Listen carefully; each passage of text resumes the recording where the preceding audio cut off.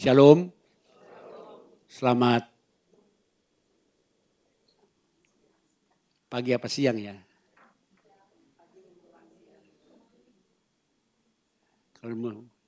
Selamat pagi. Buat saya masih pagi karena belum makan siang.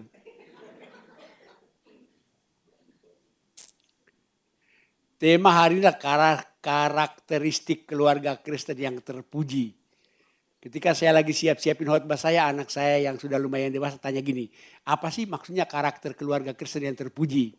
Dia nanya gini, kalau begitu ada karakteristik keluarga Kristen yang tidak terpuji? Iya.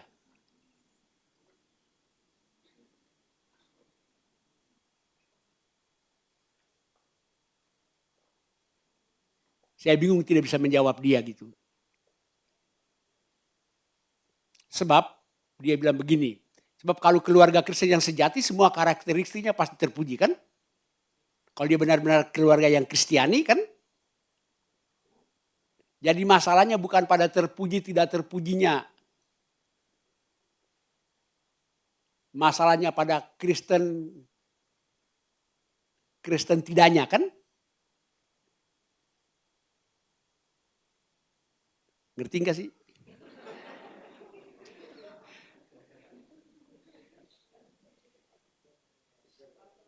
Maksudnya begini, kalau dia benar-benar keluarga Kristen ya, otomatis semua karakternya Kristiani kan? Dan pasti terpuji kan? Jadi karakteristiknya itu bukan pada terpuji tidak terpujinya. Tapi apakah benar-benar keluarga itu menerapkan nilai-nilai Kristiani dalam hidupnya? Kalau dia benar-benar menerapkan nilai-nilai Kristiani dalam hidupnya, otomatis karakternya juga kan? Gitu. Dan karakter itu sebenarnya dibentuk oleh nilai. Ya. Oleh value. Dan value itu dibentuk oleh konsep diri. Gini. Konsep diri, siapakah saya? Contoh. Kalau saya ini bisa punya beberapa konsep diri ya. Satu, saya orang Ambon kan? Dua, saya pendeta. Minimal saya bisa punya dua konsep diri kan? Kalau yang dominan di sini adalah keambonan saya kan? Maka sekalipun saya Kristen, yang dominan bukan Kristennya kan? Tapi Ambonnya. Dan kalau Ambon yang dominan di sini, maka nilai value yang saya pegang juga nilai orang Ambon kan? Tahu nggak nilai orang Ambon apa yuk? Value yang dipegang orang Ambon. Mengalah itu salah, mengalahkan baru benar.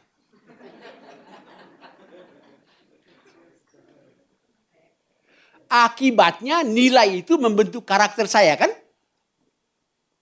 Dan karakter saya adalah berangasan kan? Penaik darah kan? Akhirnya behavior saya adalah tersinggung sedikit, tonjok dulu bicara belakangan kan gitu. Mengerti urutannya ya? Dimulai dengan konsep diri. Who am I? Pakai bahasa Inggris biar sedikit berbobot khotbah ini. Ketika saya baru jadi pendeta, senior saya kasih nasihat. Para kalau khotbah selip-selipin bahasa asing. Saya tanya buat apa selipin bahasa asing? Dibilang kalau khotbah ada bahasa asing itu tanda bahwa khotbah itu berbobot ya gitu. Makin banyak bahasa asing sehingga makin tidak dimengerti, makin berbobot khotbah itu. Jadi siapa saya kan? Ini baru belum bicara mengenai keluarga, bicara mengenai diri pribadi ya. Siapa saya? Minimal dalam diri saya bisa punya dua konsep diri kan? Konsep orang Ambon, konsep pendeta kan? Kalau yang dominan adalah keambonan saya, maka nilai yang saya pegang adalah nilainya orang Ambon kan? Mengalah itu salah, mengalahkan baru benar. Akibatnya terbentuklah karakter saya kan? Penaik darah kan? Berangasan, Dan itu nampak dalam behavior kan. Bahasa Inggris lagi makin berbobot kan gitu.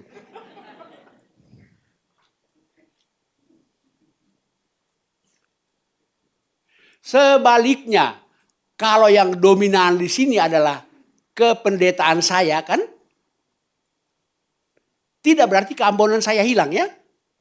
Tidak hilang. Tapi yang dominan yang mana kan? Kalau yang dominannya adalah kependetaan saya, maka keambonan saya tidak berpengaruh banyak buat hidup saya. Dan nilai yang saya pegang adalah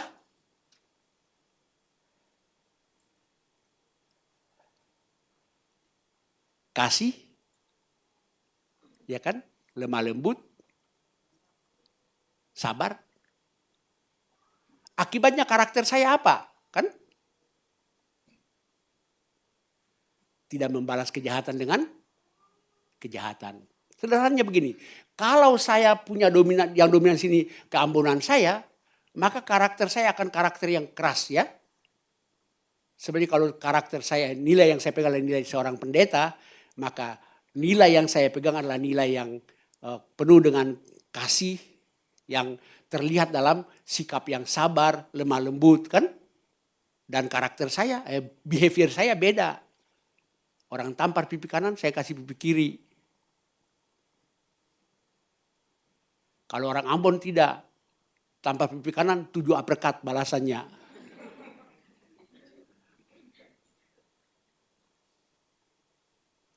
Jadi, kalau kita bicara mengenai karakteristik keluarga Kristiani, maka kita mulai dulu dengan konsep keluarga itu sendiri. Ini keluarga apa kan? Makanya benar, keluarga Kristen. Pertanyaannya sekarang lah, keluarga Kristen itu apa? Keluarga yang disebut keluarga Kristen itu yang bagaimana?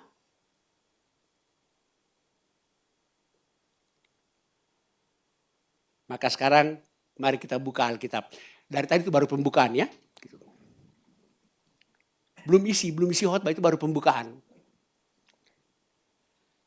Satu bacaan yang sangat terkenal, Yohanes 2 ayat 1 sampai 11. Injil Yohanes pasal 2 ayat 1 sampai 11, kisah Tuhan mengubah air menjadi anggur ya.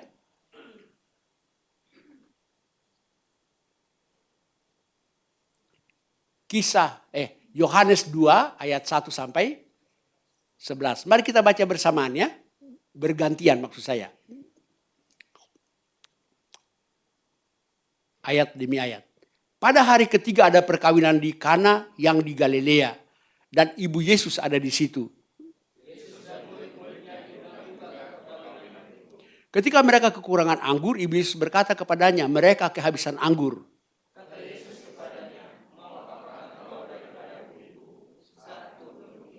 Tapi ibu Yesus berkata kepada pelayan-pelayan, apa yang dikatakan kepadamu, buatlah itu.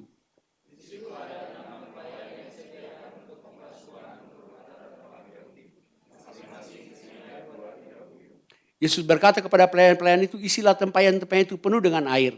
Dan mereka pun mengisinya sampai penuh.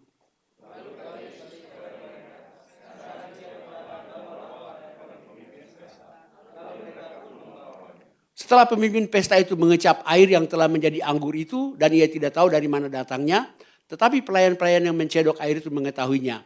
Ia memanggil mempelai laki-laki.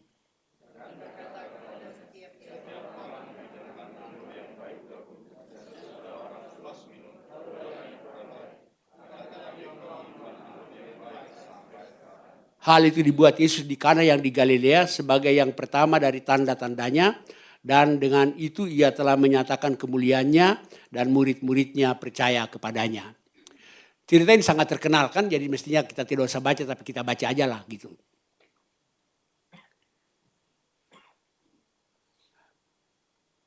Bacaan kita berkata bahwa pada hari ketiga ada perkawinan di Kana. Dan ibu Yesus ada di situ.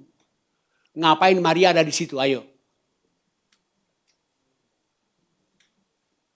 Hanya dikatakan ibu Yesus ada di situ. Tapi ayat 2 bilang apa? Yesus dan murid-muridnya diundang juga ke perkawinan itu. Salah satu tafsiran mengatakan kemungkinan besar yang menikah ini masih familinya Maria. Ya makanya dia hadir kan. Ini salah satu tafsiran ya, bahwa kemungkinan besar yang menikah ini adalah masih familinya Maria. Jadi Maria hadir. Kemungkinan seksi minuman ya dia. Kalau ada panitia perkawinan, Maria itu seksi minuman. Konsumsi ya gitu. Tapi yang menarik adalah Yesus diundang. Ngerti nggak maknanya? Nyokap jadi panitia, anak jadi undangan. Ya kan? Nyokap repot-repot ini urusan konsumsi dan sebagainya kan? Anak jadi undangan. Sebenarnya disinilah pesannya. Keluarga ini yang menikah di Kana ini tertolong karena mereka mengundang Yesus. Makanya ayat 2 dengan tegas mengatakan Yesus dan murid-muridnya diundang ke perkawinan itu. Jadi sebuah keluarga Kristen adalah keluarga yang menghadirkan Kristus dalam keluarganya. Menjadi keluarga Kristen dimulai dengan menghadirkan Kristus dalam keluarga. Menghadirkan Kristus dalam keluarga. Dan kalau Kristus hadir, maka pertolongannya nyata.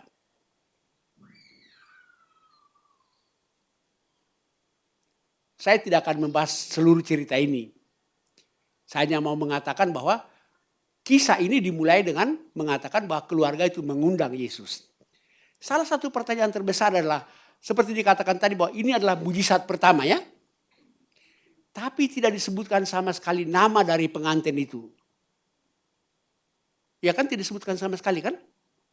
Saya baca semua tafsiran, kenapa nggak ada nama pengantin? Nggak ada satu buku pun yang menjelaskannya. Terpaksa saya tafsirkan sendiri.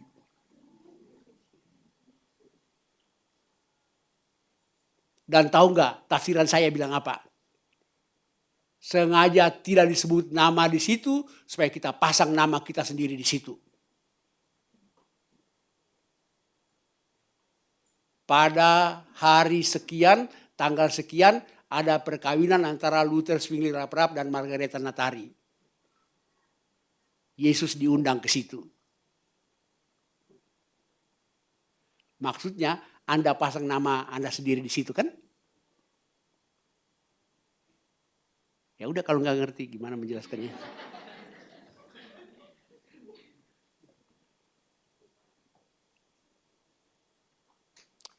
Sepertinya sengaja tidak disebut nama itu supaya seolah-olah bukan orang lain tapi kita yang di situ ya. Oleh karena itu pertanyaan pentingnya adalah apakah kita mengundang Yesus hadir dalam perkawinan kita? Oh, saudara mungkin bertanya, pastilah di gereja saya kan sudah diberkati di gereja kan? Tapi pemberkatan itu hanyalah tindakan liturgis ya. Tindakan liturgis simbolik. Saya tidak tahu di gereja ini, tapi di gereja kami kalau ada pemberkatan perkawinan ada dua simbol utama ya. Dua simbol utama. Simbol pertama disebut peneguhan ya. Peneguhan, yaitu ketika suami dan istri itu berjabat tangan kan. Setelah pendeta nanya dulu kan, hai si A, adakah kau bersedia mengambil si B kan. Dan mesti si A jawab, ya kan. Nggak boleh jawab lain. Kalau jawab lain kebaktian bubar kan gitu.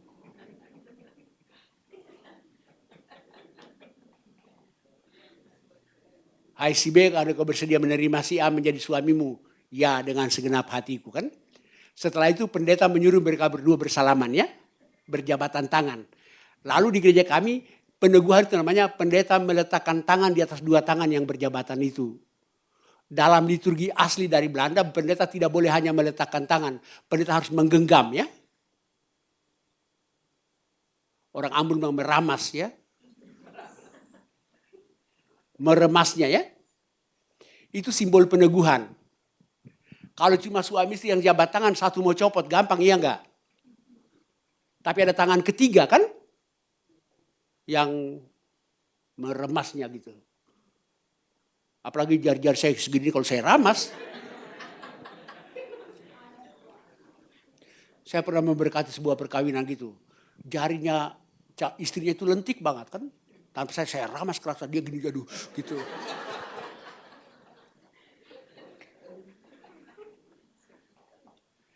Itu disebut peneguhannya. Diteguhkan. Ikatan dua orang diteguhkan oleh tangan ketiga. Simbolik pertama dari menghadirkan Kristus dalam keluarga kita adalah bahwa kita minta Kristus hadir untuk menguatkannya.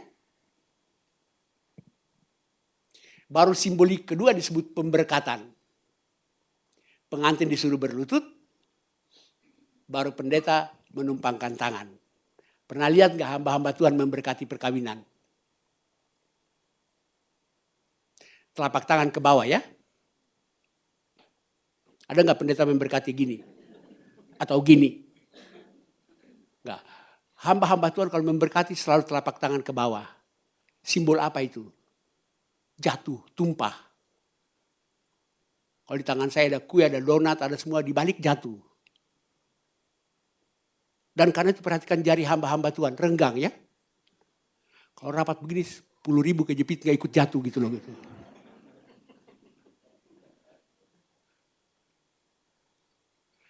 Tapi mengapa pengantinnya mesti berlutut? Supaya kepalanya lebih rendah dari tangan pendeta. Bayangkan kalau pengantin bilang begini, gak usah Pak berdiri-berdiri aja kan. Diberkati sih diberkati, berkatnya sih jatuh-jatuh, tapi jatuh ke tanah kan. Tahu gak makna rohaninya? Berkat Tuhan hanya datang pada suami istri kalau mereka merendahkan diri. Tiada berkat kalau tidak ada kerendahan hati. Makanya di Mazmur 133 dikatakan seperti embun dari gunung Hermon kan mengalir ke bukit Sion. Seperti minyak di kepala Harun. Ya, air mengalir dari mana ke bawah ke mana? Atas ke bawah. Ada nggak air dari bawah ke atas? Ada, pakai sanyo.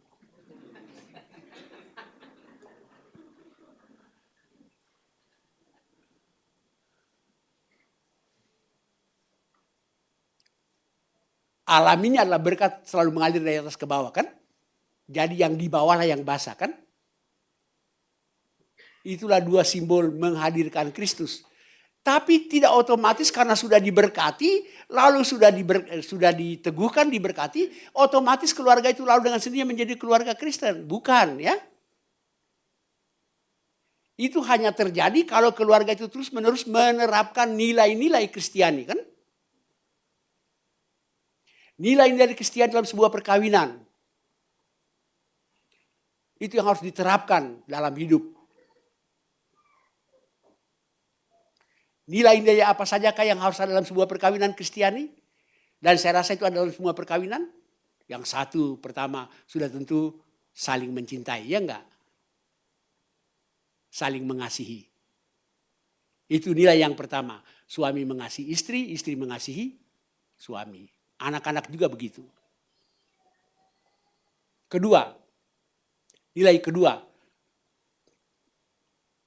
Dalam sebuah perkawinan saling menerima ya. Suami menerima istri, istri menerima suami. Dan menerima itu ada apa? Ada apanya, apa adanya gitu. Tadi saya bilang apa? Ada apanya gitu. Terimalah dia sebagaimana adanya kan? Menerima, sudah itu? Jadi saling mengasihi, saling menerima. Nilai apa lagi?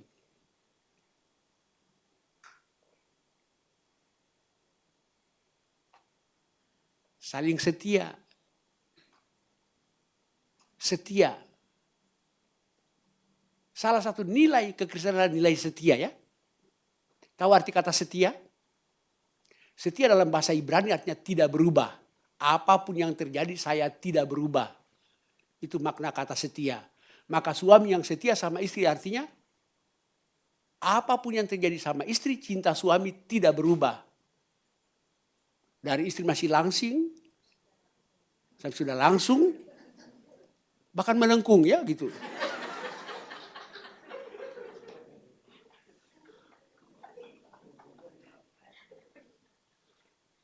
Kalau bahasa Betawi dari istri imut-imut sampai amit-amit.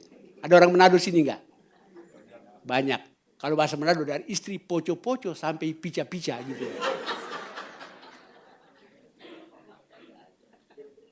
Cinta suami tidak berubah. Itu setia. Istri yang setia sama suami artinya apapun yang terjadi sama suami kan cinta istri tidak berubah. Dari suami masih ganteng sampai udah jadi gentong. Cinta istri tidak berubah. Jadi saling mencintai, saling setia, saling menerima, saling setia. Nilai apa lagi? Saling menghormati. Ya.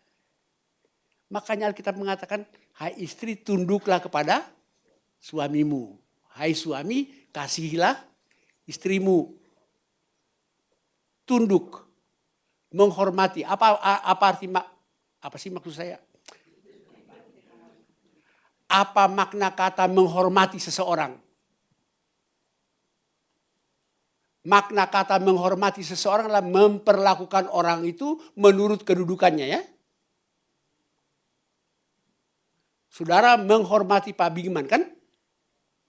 Artinya Anda memperlakukan dia seperti gembala sidang Anda kan? Saya menghormati ayah saya kan? Jadi dulu ketika saya masih muda, sekarang masih muda tapi dulu lebih muda dari sekarang. Ayah saya kalau ke gereja, kan begitu pendeta masuk kan semua jemaat berdiri ya di gereja kami kan. Ayah saya harus berdiri kan. Dia nggak bisa, itu anak saya masa saya berdiri. Nggak bisa, dia harus berdiri. Dia menghormati saya sebagai pendeta kan, bukan anaknya kan. Nanti kalau di rumah baru saya berdiri ketika dia masuk gitu. Jadi menghormati artinya memperlakukan seseorang sesuai dengan kedudukannya. Suami menghormati istri artinya memperlakukan istri sesuai dengan kedudukannya. Apa kedudukan istri dalam rumah tangga? Pembantu? Tidak. Menurut Alkitab, istri adalah penolong yang sepadan ya. Penolong. Tahu kata penolong dalam bahasa Ibrani? Biasa saya tanya sendiri, saya jawab sendiri ya gitu.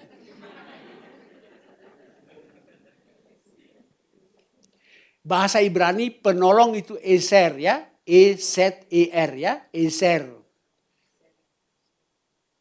Dan kata eser itu dipakai untuk Tuhan. Ingat gak? Eben Haeser. Ya. Jadi penolong adalah eser ya. Jadi istri adalah eser bagi suami. Dan kalau istri adalah eser bagi suami, lebih kuat siapa? Ayo. Istri. Iya kan? Dokter adalah penolong orang sakit kan? Lebih sehat siapa? Dokter. Tim SAR penolong orang yang celaka kan? Jadi sebenarnya wanita itu bukan makhluk lemah ya. Makhluk yang kuat loh. Karena dia menolong laki-laki ya gitu. Bukan pembantu loh. Menteri adalah pembantu presiden. Tinggian siapa? Presiden kan? Tapi istri adalah penolong suami. Kuatan siapa? Makanya jangan ibu-ibu menganggap ibu-ibu nggak kuat. Kuat loh. Contoh ya. Ketika manusia jatuh ke dalam dosa. Lalu dikasih kutuk kan. Tuhan kutuk kan. Hawa dikutuk dalam kodratnya sebagai istri dan ibu kan. Susah payahmu waktu mengandung kubuat sangat banyak dan seterusnya kan. Artinya istri dikutuk dalam kodratnya sebagai istri dan ibu. Laki-laki dikutuk dalam kodratnya sebagai pencari nafkah kan. Tanah akan menumbuhkan bagimu semak duri dan rumput duri kan. Jadi dalam konsep perjanjian lama itu bahwa laki-laki itu pekerjaannya mencari nafkah, istri menjadi ibu rumah tangga ya. Ternyata sekarang banyak istri ikut bekerja mencari nafkah. Artinya apa itu ayo? Iya, artinya istri ikut memikul kutuk suami.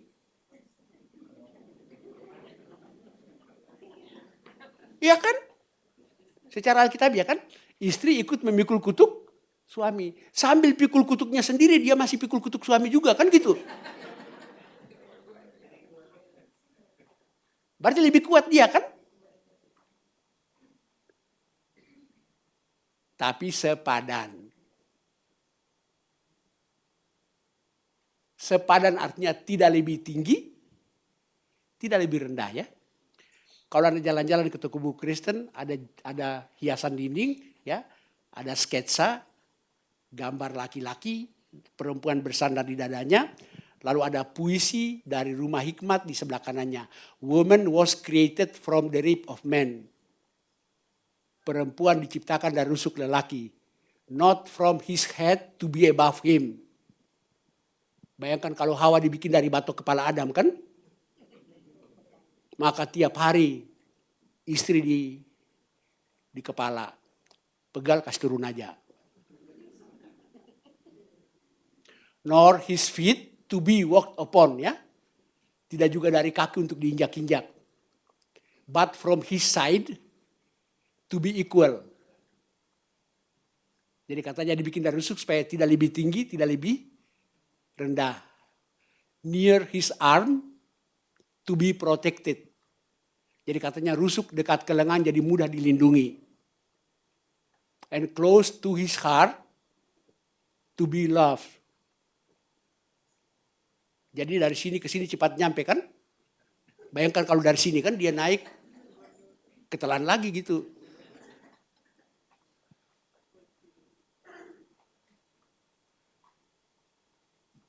Jadi beberapa nilai tadi,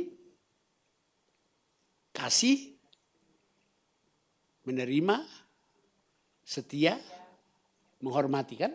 Itu nilai-nilai ya. Nilai-nilai dalam kehidupan keluarga. Kalau nilai itu ada, karakternya apa? Kan saya bilang tadi, konsep diri membentuk nilai kan? Nilai membentuk karakter. Karakter nampak dalam behavior ya.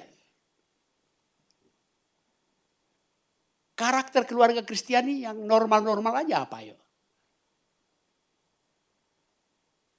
Itu yang dibilang tadi kan. Hai istri, tunduklah kepada suamimu. Hai suami, kasihilah istrimu.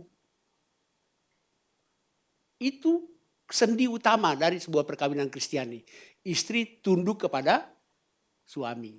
Suami mengasihi istri.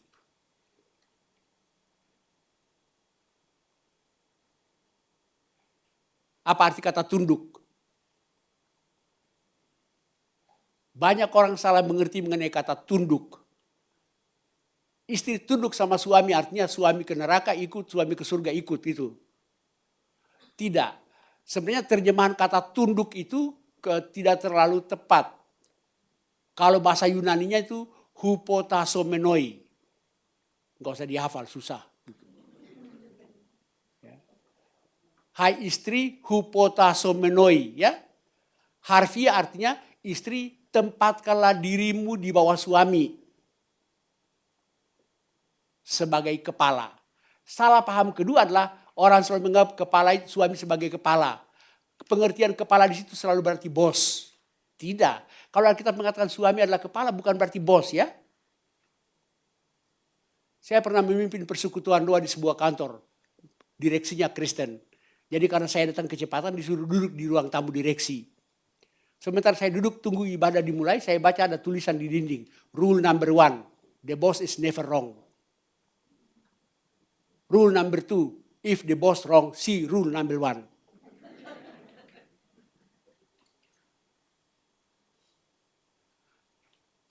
Kalau dikatakan istri tunduk kepada suami, kalau bahasa Yunaninya, istri tempatkanlah dirimu di bawah suami, itu maksudnya karena suami adalah kepala. Kepala sini kepala benaran ya. Jadi kalau suami adalah seperti kepala, istri hupotasomene artinya apa? Istri jadi leher untuk menopang kepala. Itu makna kata tunduk ya.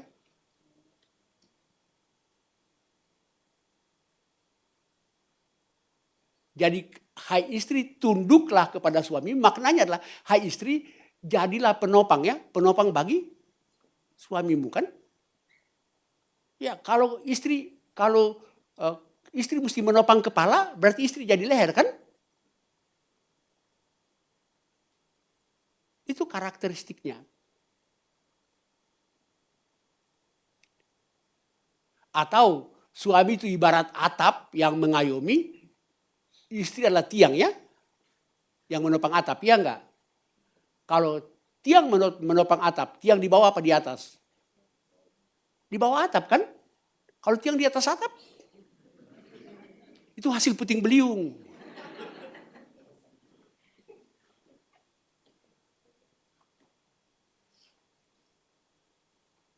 Dan yang berikut lagi adalah menurut Alkitab, kita tidak usah baca ayatnya, dikatakan relasi suami istri adalah cerminan dari hubungan Kristus dengan jemaat ya.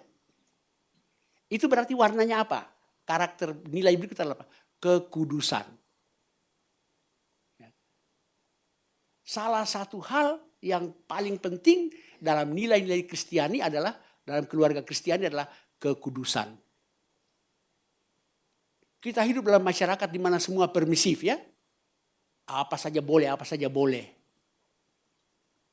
Tapi di tengah-tengah itu mari kita mempertahankan kekudusan.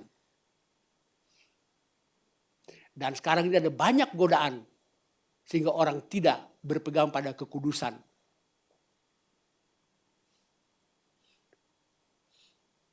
Dan kalau itu karakteristiknya ya, maka perilakunya juga lain. Jadi kembali ke Injil Yohanes 2 tadi. Dikatakan bahwa kuncinya adalah apakah kita menghadirkan Kristus dalam keluarga kita. Sekali lagi kalau dikatakan karakteristik keluarga Kristen tidak berarti bahwa ada keluarga Kristen yang sempurna ya. Kita tidak pernah sempurna ya.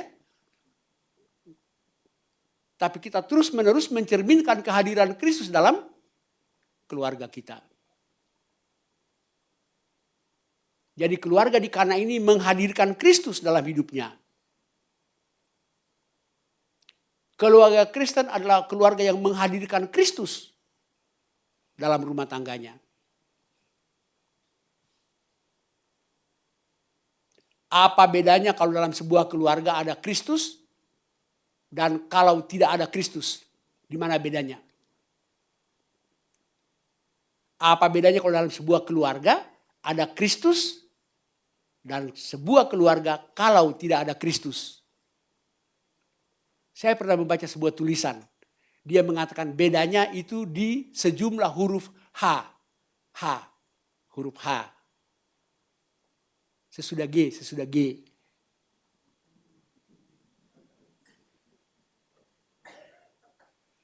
Dan kata-kata itu dirumuskan dalam bahasa Inggris. Dia bilang begini, kalau Kristus tidak hadir dalam rumah tangga Kristiani, ketika kita menikah, maka H pertama yang kita alami, home sweet home. Enak bukan? Tapi karena Kristus tidak hadir, lama-kelamaan dia merosot menjadi H kedua, just hotel. Tahu hotel? Apa beda hotel dengan rumah tangga? Ayo. Apa beda hotel dengan rumah tangga? Kalau hotel itu check in, check out suka-suka. Rumah tangga sekali check in tidak bisa check out gitu. Iya kan? Tapi karena Kristus tidak hadir, lama-kelamaan check in, check out di sebuah rumah tangga gampang kan? Check out sini, check in sana kan gitu. Pindah lagi check in situ kan gitu. Dan kalau dibiarkan terus, dia merosot lagi menjadi H ketiga. Hell.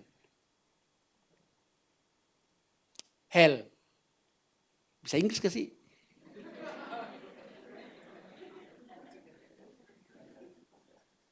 Home sweet home.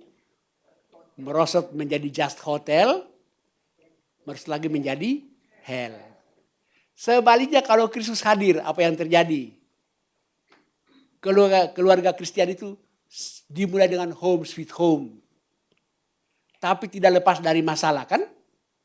Tetap punya masalah, tapi jangan khawatir karena selalu akan ada help.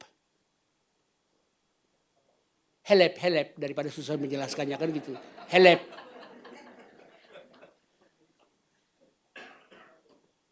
Dan karena itu selalu akan ada hope. Dan karena itu selalu ada happiness. Home sweet home, ada problem, selalu akan ada help kan? Dan karena itu selalu akan ada hope dan happiness. Saya pernah memberkati sebuah perkawinan. Saya khotbah juga mengenai serba huruf H ini ya. Habis khotbah salaman di pintu, ada ibu-ibu pengantin laki-laki. Datang bilang gini, Pak Pendeta boleh tambah 1 H lagi enggak? Dalam hati saya, buku yang saya baca cuma segitu. Oke deh Bu, jadi menurut Ibu, H apa lagi? Dia bilang begini, kalau Kristus tidak hadir, home sweet home, merosot menjadi hotel, merosot lagi menjadi hell, dan ujung-ujungnya adalah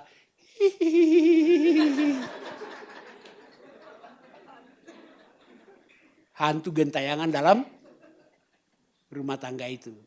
Sebaliknya kalau Kristus hadir, home sweet home, ada help, ada hope, ada happiness, dan ujung-ujungnya adalah hahaha. Tahu-tahu ada ibu-ibu orang Manado satu di sebelah, tambah 1 H lagi kalau Kristus hadir. Apa Bu? Heaven. Surga. Tahu-tahu ada ibu Batak satu H lagi, hepeng gitu.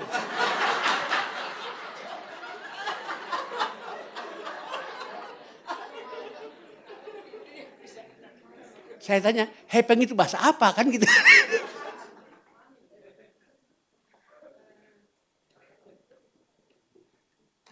Jadi kuncinya adalah menghadirkan Kristus. Maksud saya begini, kunci pertama adalah apa konsep diri rumah tangga itu kan? Yang lain akan mengalir dengan sendirinya ya. Jadi titik tolaknya harus benar. Rumah tangga kita haruslah rumah tangga di mana Kristus hadir. Kalau dia benar-benar hadir, maka yang lain akan dengan sendirinya terjadi.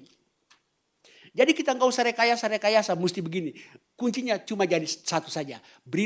Jadikanlah rumah tanggamu, rumah tangga di mana Kristus hadir. Wujud dari kehadiran Kristus apa? Pertama, harus punya pemahaman atau keyakinan iman yang sama. Kita seringkali menyebut sama agama. Sebenarnya buat saya agama bukan penting ya. Bisa saja sama-sama Kristen tapi imannya nggak sama.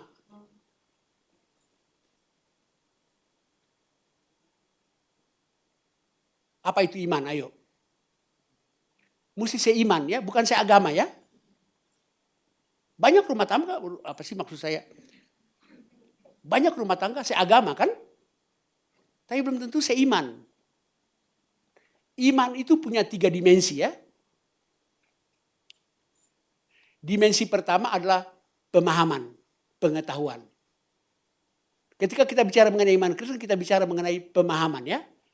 Kita memahami, mengetahui Yesus itu juru selamat kan. Tritunggal, itu dimensi pengetahuan, pemahaman. Dimensi kedua adalah pengakuan. Kita mengaku percaya kepada Yesus Kristus. Itu dimensi kedua dari iman. Tapi dimensi ketiga yang adalah puncak dari 2 dimensi yang lain adalah penyerahan diri total kepada Tuhan. Jadi banyak orang menyebut dirinya punya iman, tapi paling-paling cuma pengetahuannya. Itu godaan buat kami para pendeta. Kami tahu banyak, ngerti banyak tentang makna dogma Kristen kan. Bisa saja bahwa kami punya pengetahuan iman banyak. Lalu kami juga ngaku. Tapi dimensi ketiga adalah penyerahan diri total kepada Tuhan. Itu dimensi ketiga. Itulah sebabnya kalau dikatakan suami istri harus seiman, pertama-tama yang dimaksud sini adalah bukan sekedar sama-sama punya pengetahuan tentang Yesus kan. Itu disebut seagama kan. Lalu sama-sama mengaku Yesus adalah Tuhan dan Juru Selamat. Tapi Dimensi yang ketiga lah penyerahan diri total kepada Tuhan. Hidup penuh-penuh di dalam Tuhan. Makanya seorang dosen Jok dari STT Duta Wacana Jok yang mengatakan iman itu sebenarnya bukan cuma sekedar percaya Tuhan. Kalau percaya maka di sini kan dan di sini kan dan di otak dan di mulut. Tapi dia bilang iman itu adalah percaya dan mempercayakan diri kepada Tuhan. Percaya dan mempercayakan diri. Suami istri harus percaya kepada Tuhan dan mempercayakan diri kepada Tuhan.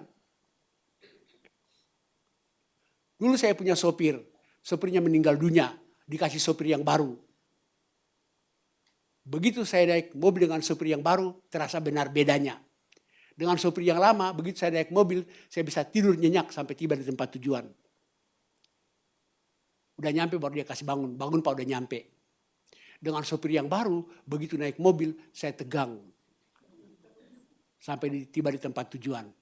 Bukan saya tidak percaya dia bisa mengemudi. Saya percaya dia bisa mengemudi. Tapi saya belum mempercayakan diri saya kepada dia. Maka saya nggak bisa tidur. Sekarang sih sudah.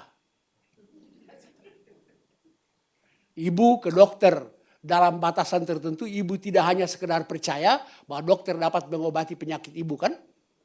Dalam batasan tertentu ibu sudah mempercayakan diri kepada dokter kan. Makanya ketika dokter bilang buka baju bu saya periksa. Ibu rela buka baju di muka dokter bukan? Coba ketemu orang di mall buka baju bu. Habislah kau.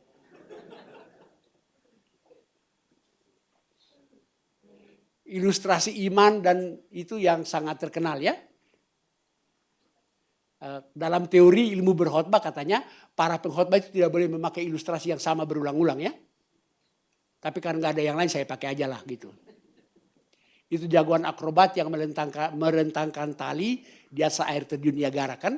Sebelum dia menyeberang dia tanya penonton percaya enggak saya bisa jalan di atas tali ini dan tidak jatuh. Semua penonton teriak percaya. Dia jalan sampai di seberang selamat. Tepuk tangan menyambut dia. Sekarang dia mau balik lagi. Penonton percaya enggak? Saya bisa jalan di atas tali ini sambil menggendong satu orang. Dan tidak jatuh. Semua penonton teriak, percaya. Terus dia nanya, siapa mau digendong? Ternyata enggak ada satupun yang mau digendong. Mereka percaya. Tapi tidak mempercayakan diri. Tahu-tahu ada anak kecil maju. Saya aja pak. Anak kecil digendong. Semua orang tegang. Ternyata selamat tiba di seberang. Tepuk tangan menyambut mereka. Wartawan tanya, kenapa kau berani sekali mau digendong bapak-bapak itu? Anak itu bilang, itu kan bapak saya. Gitu.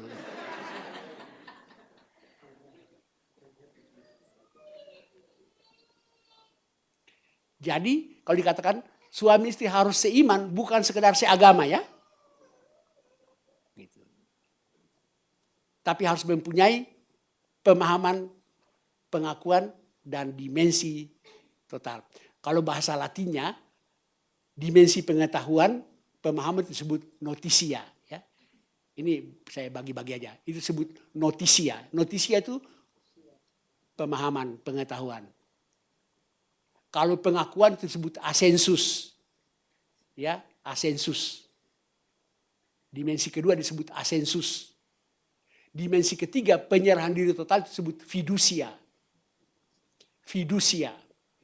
Ada yang namanya fiducia enggak? Enggak ada. Ya udah.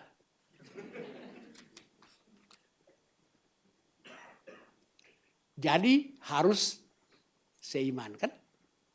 Kedua apa? Kelanjutan dari yang pertama. Terus menerus hidup bergaul dengan Kristus. Ya. Kalau Kristus ada tapi kalau tidak pernah bergaul percuma kan? Jadi rumah tangga itu adalah rumah tangga yang terus menerus bergaul dengan Kristus. Dan standar minimum untuk pergaulan apa yuk? Standar minimum untuk bergaul dengan Tuhan. Cuma dua. Firman dan doa. Dengan firman Tuhan bicara kepada kita dan kita dengar. Dengan doa kita bicara kepada Tuhan dan Tuhan dengar. Itu yang disebut pergaulan kan? Komunikasi dua arah, ya enggak? Oleh karena itu rumah tangga Kristiani itu haruslah rumah tangga yang terus-menerus menyatakan, menampilkan pergaulan dengan Kristus. Dalam firman dan dalam doa. Maka jadilah rumah tangga yang terus-menerus bergaul dengan firman.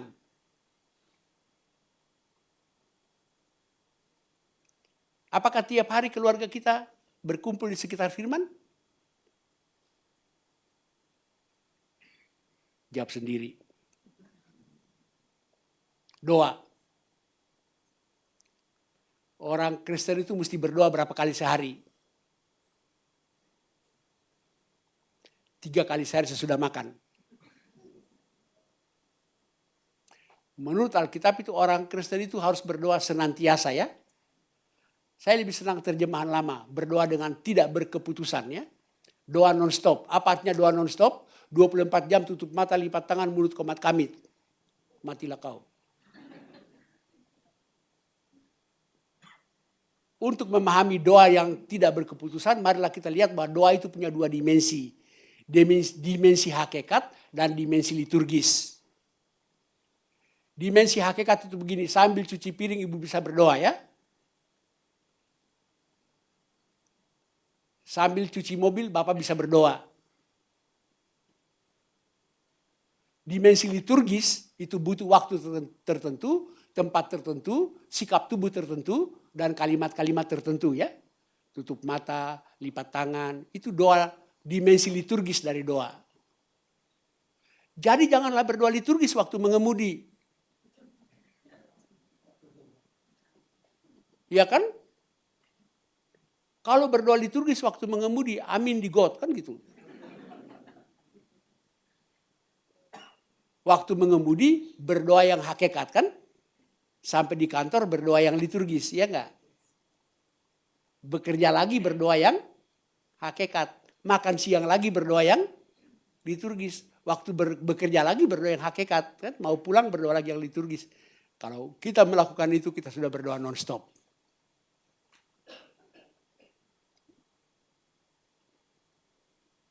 Jadi keluarga Kristen itu menghadirkan Kristus cuma satu. Mulailah dengan iman ya. Yang sama. 2, pergaulan dengan Tuhan. Dan kalau itu terjadi, maka nilai yang akan dipegang oleh sebuah keluarga adalah nilai-nilai Kristiani. Dan nilai Kristiani itulah yang membentuk karakteristiknya.